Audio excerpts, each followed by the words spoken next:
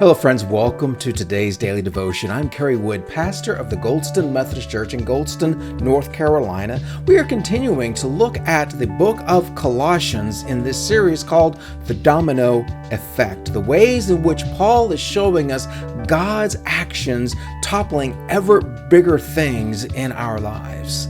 So today we're looking in Colossians chapter 2, starting in verse 9 and reading through verse 12. Hear now these words.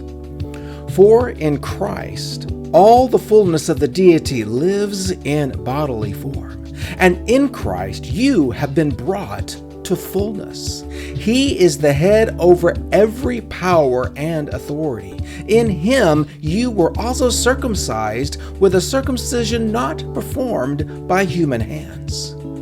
Your whole self, ruled by the flesh, was put off when you were circumcised by Christ, having been buried with him in baptism, in which you were also raised with him through your faith in the working of God, who has raised him from the dead.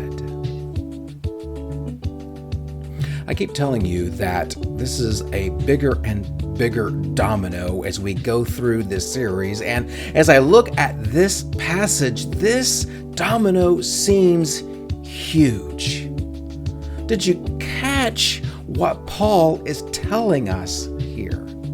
He says, for in Christ all the fullness of the deity lives in bodily form. In Christ, the fullness of God exists.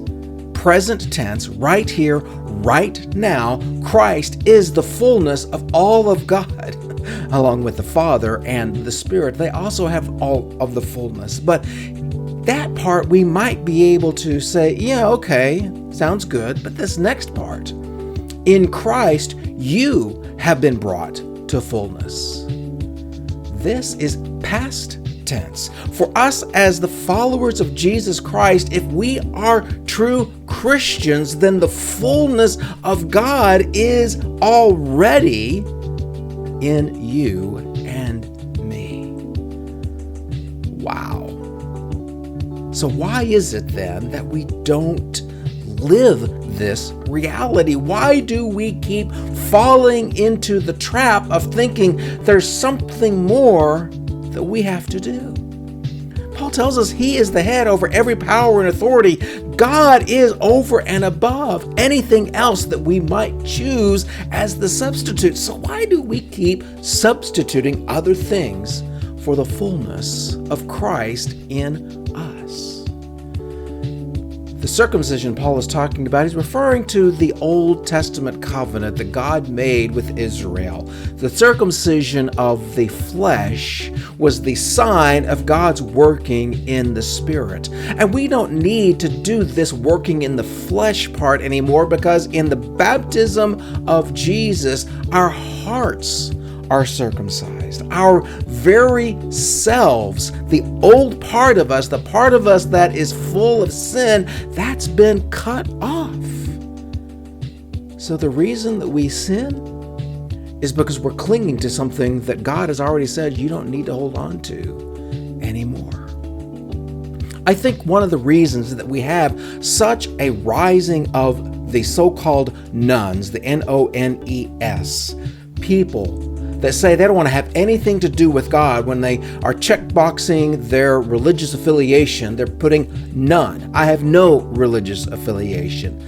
Well, maybe, just maybe, one of the reasons that they are doing that is because they've seen the anemic way that we claim to be followers of Jesus, and they don't want any of that. I don't blame them. I don't want any of that either. And so I am trying to live into this, but here's the thing. Living the Christian life is not hard. It's impossible. I can't do it. Neither can you. It is Christ in us, living through us, that makes the Christian life possible. We have to have that kind of faith, the faith that we believe that God raised Jesus from the dead, then we believe that God is working in us to keep us out of death. He has raised us from sin. He has raised us from death. My friends, believe it and let Him live it through you. And I'll see you tomorrow for another daily devotion.